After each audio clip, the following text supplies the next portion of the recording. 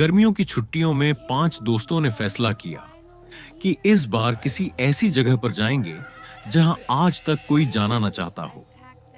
और उसी जुनून में आर्यन को शहर के पुराने अभिलेखागार से एक जगह का जिक्र मिला जिसका नाम था भैरवपुरा। यह गांव लगभग 28 साल पहले अचानक खाली हो गया था। कहा जाता था कि यहां रात होते ही जमीन से सिसकियों की आवाजें आती हैं और लोगों की परछाइयां उनसे पहले चलने लगती हैं। सुनो, अगर अब भी डर लग रहा है तो यहीं से वापस चल सकते हैं। बाद में रोना मत करण बोला, लेकिन सुमित हंसते हुए बोला, अरे भाई, डर किस बात का? भूत होते तो अब तक हमें देख चुके होते। गांव में कदम रखते ही अजीब सन्नाटा फैल गया। दोपहर होते हुए भी पेड़ों के बीच सूरज की रोशनी घुटी हुई लग रही थी।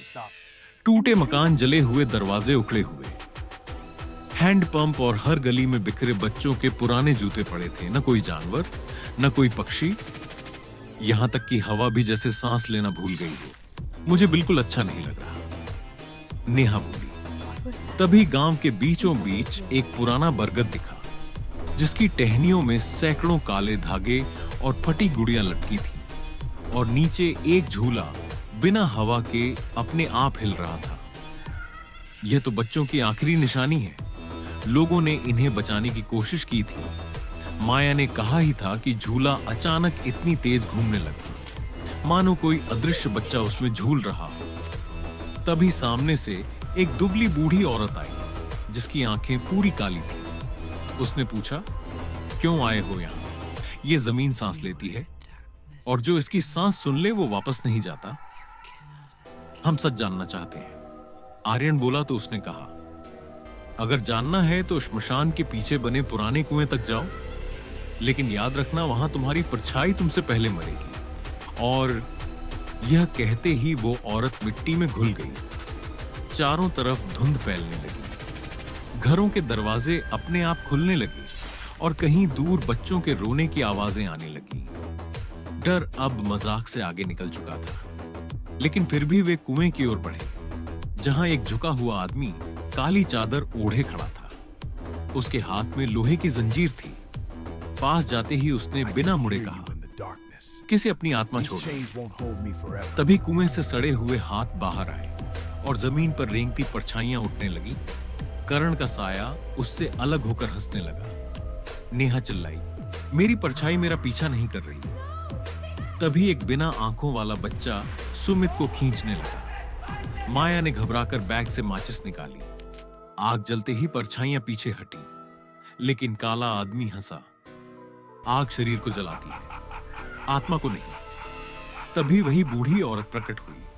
उसने त्रिशूल जमीन पर मारा और बोली, मैं इन्हें और नहीं लेने दूंगी। गांव कांप उठा और वह आदमी चीखता हुआ धुएं में बदल गया। हवा साफ हुई और औरत ने कहा, भागो और पीछे मत देखो। वे जैसे तैसे गांव से बाहर निकले, लेकिन रात में उनकी गाड़ी खुद ब खुद रुक गई और किसी ने शीशे पर अंदर से दस्तक दी। अगले कुछ महीनों में एक एक करके सभी के साथ अजीब हादसे होने लगे। करण अपने कमरे में उल्टा लटका मिला। दीवारों पर खून से बच्चों के चित्र बने थे। नेहा आईने के सामने गायब हो गई और सिर्फ उसके बाल फर्श पर मिले। माया और सुमित तांत्रिक के पास पहुंचे, लेकिन धूप जलते ही उनकी आवाजें बदल गई। तांत्रिक ने कहा, अब तुम आगे। और अगले ही पल वे काले धुएं में अब सिर्फ आर्यन बचा था। उसने फिर से अभिलेखागार में खोज की और एक किताब में भैरवपुरा का सच उसमें लिखा। यह गांव कभी बाल बलि। आर्यन की चीख अभिलेखागार की दीवारों में गूंजकर दब गई और जिस पल वह किताब के अंदर खिंचा, उसी पल भैरवपुरा की जमीन फिर से धड़कने लगी। गांव के सूखे कुएं भरने लगे, लेकिन पानी से नहीं बल्कि काले कीचड़ से, जिसमें बच्चों के चेहरे उभरकर फिर डूब जाते थे और शहर में बैठे लोग रात को सपनों में उसी गांव की गलियों में चलने लगे। किसी ने देखा, उसके पैरों के नीचे मिट्टी खुद ब खुद सरक रही है। किसी ने महसूस किया कि उसकी परछाई दीवार पर उससे अलग चल रही है। और उसी रात शहर के अस्पताल में एक बच्चा पैदा हुआ, जिसकी आंखें खुलते ही उसने पहली सांस में कहा, आर्यन आ गया, जबकि किसी ने उसका नाम नहीं लिया था। उधर किताब के अंदर आर्यन एक अंतहीन गलियारे में गिर रहा था, जहां दीवारें इंसानी त्वचा की बनी थी और उन पर नाखूनों से लिखे नाम चमक रहे थे। करण, नेहा, माया, सुमित और सैकड़ों और नाम, जिनके नीचे लिखा था अधूरा शरीर। तभी सामने वही बिना आंखों वाला बच्चा खड़ा था, लेकिन अब उसके मुंह में दांत नहीं, बल्कि जंग लगी कीलें थीं। उसने कहा, हमें बाहर निकलने के लिए आंखें चाहिए, सांस चाहिए, खाल चाहिए। और हर शब्द के साथ गलियारे में लटकी लाशें हिलने लगी। आर्यन भागा तो देखा, हर मोड़ पर उसका ही चेहरा अलग अलग उम्र में खड़ा है। कहीं बच्चा, कहीं बूढ़ा, कहीं सड़ा हुआ, और हर चेहरा फुसफुसा रहा था, तू देर से आया है, यहां समय मर चुका है। तभी पीछे से काली चादर वाला आदमी प्रकट हुआ, लेकिन अब उसकी चादर के नीचे सिर्फ हड्डियां नहीं थीं, बल्कि सैकड़ों बच्चों के हाथ उसकी पसलियों से बाहर निकल रहे थे। उसने कहा, गांव कभी खाली नहीं हुआ था, बस दुनिया से छिप गया था और अब दरवाजा खुल चुका है। उधर असली दुनिया में लोग एक एक करके नींद में चलते हुए शहर के बाहर उसी दिशा में जाने लगे जहां कभी भैरवपुरा था। पुलिस ने रोका तो पाया कि उनकी आंखों की पुतलियों में मिट्टी भरी है और मुंह से एक ही आवाज आ रही है, घर चलो। उसी रात शहर के हर आईने में एक गांव उभर आया और आईने के अंदर बच्चे हाथ हिलाकर बुलाने लगे। आर्यन ने किताब के आखिरी पन्ने फाड़े तो उसमें लिखा था, जो यहां आएगा वो बाहर जाएगा, लेकिन अकेला नहीं। तभी गलियारे की छत फट गई और हजारों परछाइयां आर्यन के शरीर में घुसने लगी। उसकी हड्डियां चटकने लगीं और उसकी आंखों से काला पानी बहने लगा। आखिरी पल उसने चिल्लाकर कहा, किसी को मत आने देना। लेकिन उसकी आवाज बाहर पहुंचते पहुंचते बच्चों की हंसी में बदल गई। अगले दिन शहर के नक्शे में एक नई जगह जुड़ गई, भैरवपुरा कॉलोनी, और वहां पहला घर, जिस पर लिखा था मकान नंबर 1। अंदर आईने में आर्यन खड़ा मुस्कुरा रहा था और उसकी परछाई दीवार पर बैठकर गिनती कर रही थी, क्योंकि गांव को अब और शरीर चाहिए थे।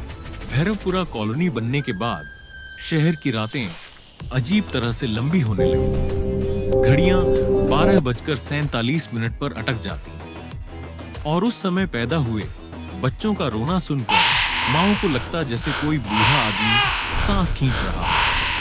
कॉलोनी के हर घर में पहले हफ्ते आईने लगते, दूसरे हफ्ते आईनों में चेहरे देर से हिलते और तीसरे हफ्ते आईनों के अंदर गांव दिखाई देने लगे, जहां जले मकान और झूलते बच्चे खड़े रहे। आर्यन अब हर आईने में दिखने लगा, लेकिन उसका चेहरा सिला हुआ और आंखों के पीछे कई आंखें हिलती रहती थी। वह बोलता नहीं था, बस उंगली से गिनती करता था, और जिस घर में गिनती पूरी हो जाती उस रात वहां से चीखें आती।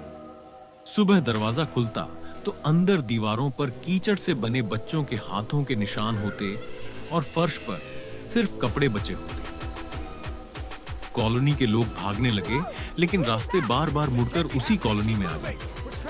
पुलिस आई तो उन्होंने देखा कि सड़कें अंदर से गीली हैं, जैसे जमीन पसीना बहा रही। और तभी थानों के वॉकी टॉकी से बच्चों की आवाज आई, हम नीचे हैं। उसी रात जमीन फटी और वही बरगद उग आया, जिस पर फटी गुड़ियां लटकी थी। लेकिन अब हर गुड़िया का चेहरा असली था और उनमें से कुछ चीख रही थीं कि हमें पहचानो, हम तुम्हारे बच्चे हैं। हम तुम्हारे बच्चे हैं। आर्यन की आवाज गूंजी, गांव अब सिर्फ जगह नहीं है, ये शरीर है और तुम सब उसकी नसें हो। तभी कॉलोनी के घर एक एक करके सांस लेने लगे, दीवारें फूलने लगी, छतों से बाल टपकने लगे और खिड़कियों से आंखें झांकने लगी। अस्पतालों में जन्मे नवजात अचानक बोलने लगे, अब बारी माँ की है। और माओं की परछाइयां उनसे अलग होकर फर्श पर रेंगने लगी। शहर में जितने आईने थे सब एक साथ टूटे और उनके अंदर से वही बिना आंखों वाले बच्चे बाहर आए, जिनके मुंह में कीलें थीं। उन्होंने कहा, शरीर पूरे हो चुके हैं, बस एक आखिरी बलि बाकी है। तभी भैरवपुरा कॉलोनी का नाम बदलकर सरकारी रिकॉर्ड में रहने योग्य क्षेत्र कर दिया गया और अगले दिन वहां बसने के लिए लंबी लाइन लग गई, क्योंकि बाहर की दुनिया में अब चैन नहीं बचा था और किसी को नहीं पता था कि जो वहां शिफ्ट हो रहा है वो घर में नहीं बल्कि एक जिंदा कब्र में कदम रख रहा है, जहां परछाई पहले मरती है, फिर यादें और आखिर में इंसान। और अगर आज रात तुम्हें लगे कि तुम्हारे कमरे की दीवार सांस ले रही है, तो समझ लेना भैरवपुरा अब तुम्हारे नीचे है और गिनती शुरू हो चुकी है।